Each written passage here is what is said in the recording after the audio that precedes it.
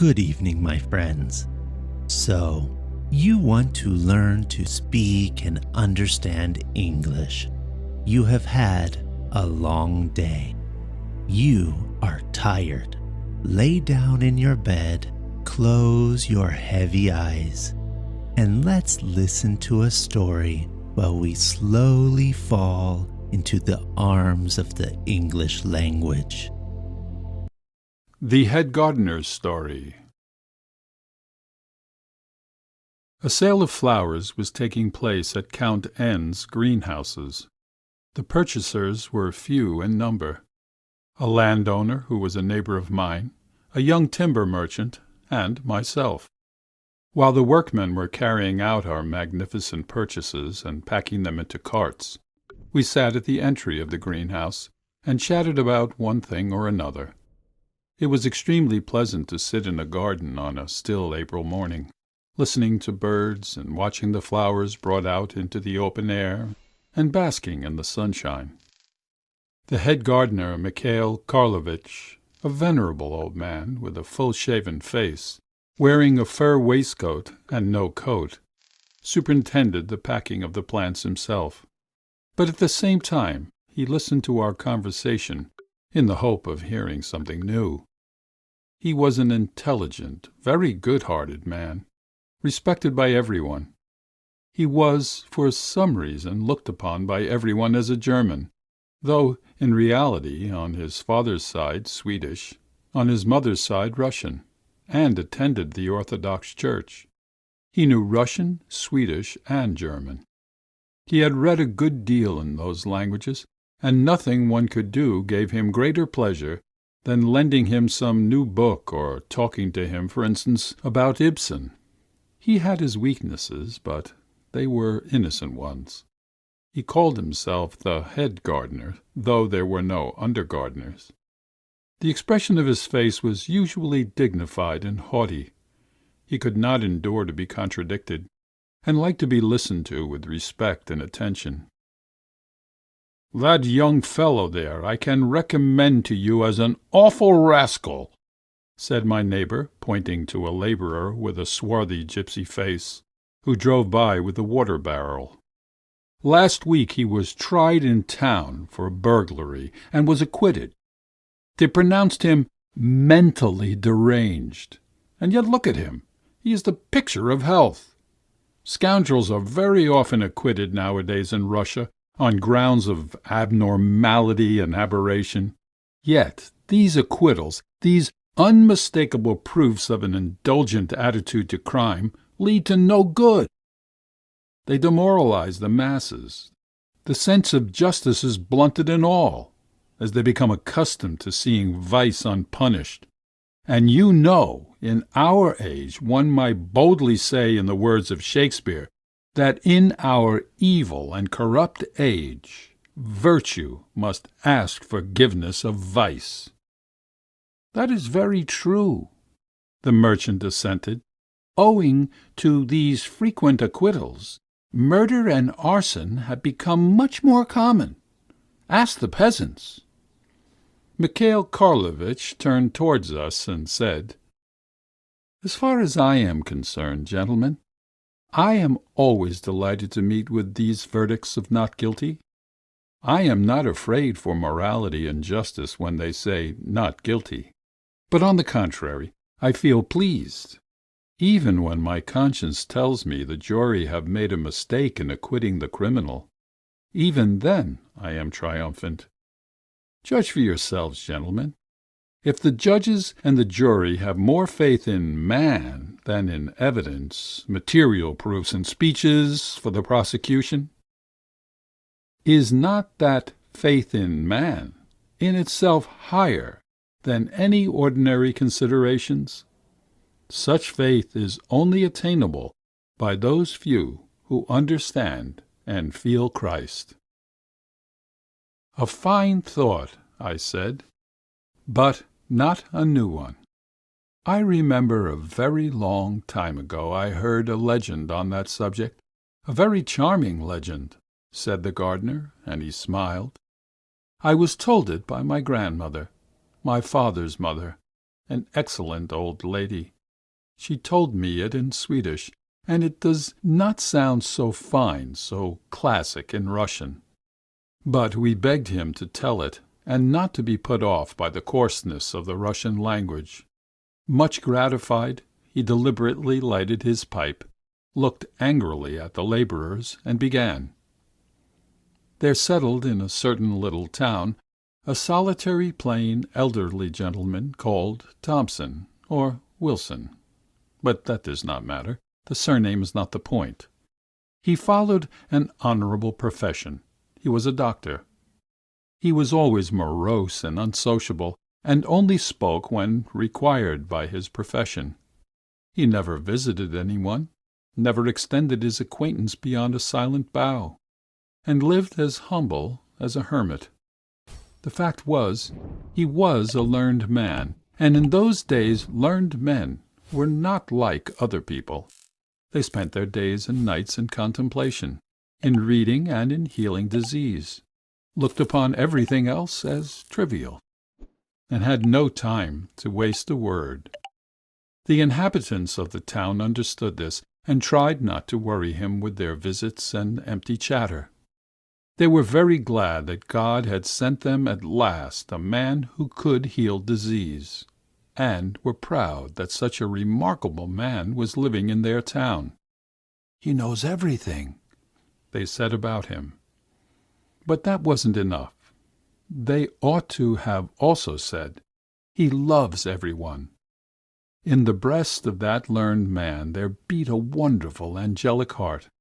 Though the people of that town were strangers and not his own people, yet he loved them like children, and did not spare himself for them.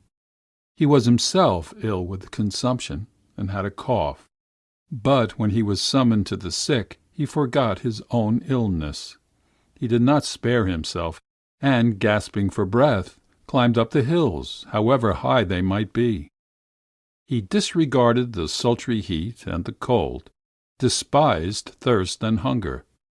He would accept no money, and, strange to say, when one of his patients died, he would follow the coffin with the relations, weeping.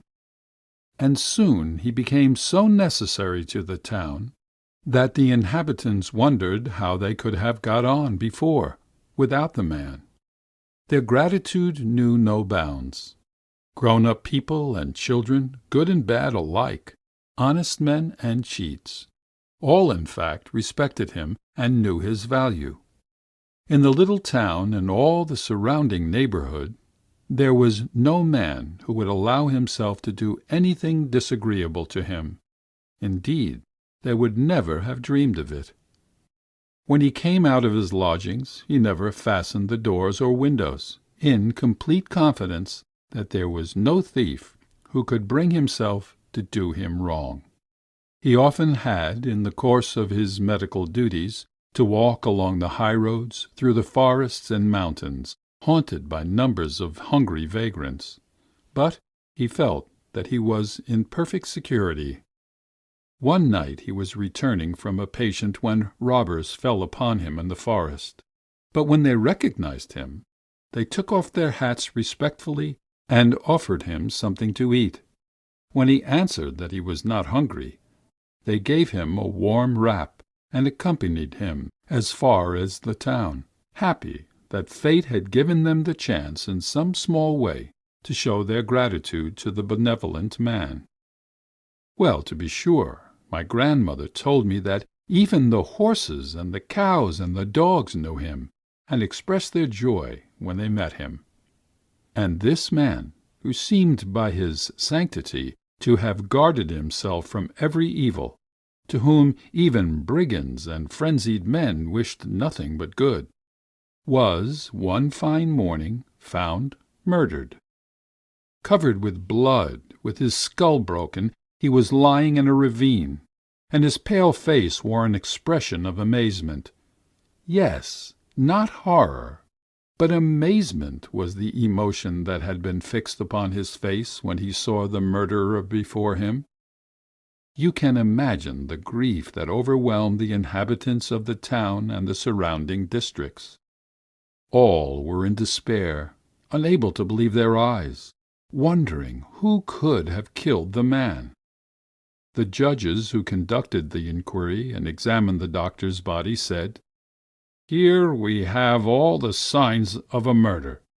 But as there is not a man in the world capable of murdering our doctor, obviously it was not a case of murder, and the combination of evidence is due to simple cause.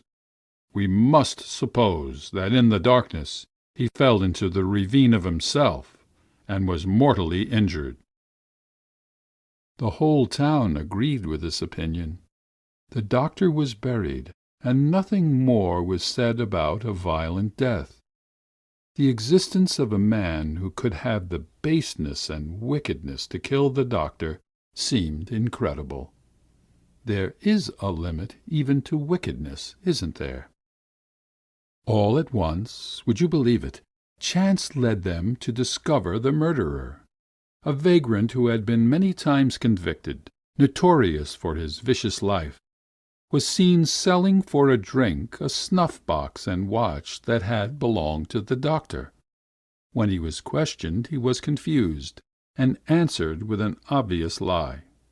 A search was made, and in his bed was found a shirt with stains of blood on the sleeves, and a doctor's lancet set in gold. What more evidence was wanted? They put the criminal in prison. The inhabitants were indignant, and at the same time said, "It's incredible. It can't be so. Take care that a mistake is not made. It does not happen, you know. That evidence tells a false tale." At his trial, the murderer obstinately denied his guilt. Everything was against him, and to be convinced of his guilt was as easy as to believe that this earth is black. But the judges seemed to have gone mad. They weighed every proof 10 times, looked distrustfully at the witnesses, flushed crimson, and sipped water. The trial began early in the morning and was only finished in the evening. The chief judge said, addressing the murderer, "The court has found you guilty of murdering Dr. So-and-so, and has sentenced you to—" The chief judge meant to say, "to the death penalty," but he dropped from his hands the paper on which the sentence was written, wiped the cold sweat from his face, and cried out, "No! May God punish me if I judged wrongly, but I swear he is not guilty. I cannot admit the thought that there exists a man who would dare to murder our friend the doctor. A man could not sink so low. There cannot be such a man." The other judges assented. "No!" the crowd cried. "Let him go!" The murderer was set free to go where he chose, and not one soul blamed the court for an unjust verdict. And my grandmother used to say that for such faith in humanity God forgave the sins of all the inhabitants of that town. He rejoices when people believe that man in his image and semblance, and grieves if, forgetful of human dignity, they judge worse of men than dogs. The sentence of acquittal may bring harm to the inhabitants of the town, but on the other hand, think of the beneficial influence upon them, of that faith in man, a faith which does not remain dead. You know, it raises up generous feelings in us, and always impels us to love and respect every man, and that is important. Mikhail Karlovitch had finished. My neighbor would have urged some objection, but the head gardener made a gesture that signified that he did not like objections. Then he walked away to the carts, and, with an expression of dignity, went on looking after the packing. End of the